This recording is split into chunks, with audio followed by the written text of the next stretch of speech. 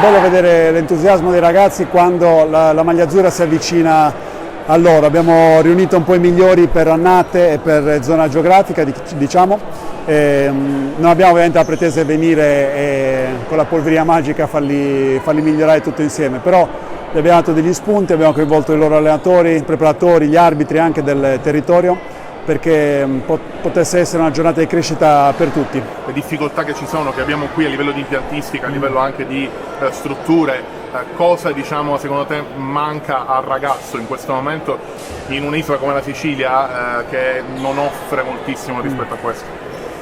È un discorso complesso, appunto da isolano vivevo le stesse difficoltà, anche le distanze sono un problema, però ripeto, io sono nato cestisticamente in Sardegna, quindi potenzialmente si può nascere anche giocatori di alto livello in Sicilia. L'importante è che tutti quelli che hanno a che fare con i ragazzi facciano di tutto per farli crescere e farli sviluppare nella loro migliore versione che possono raggiungere.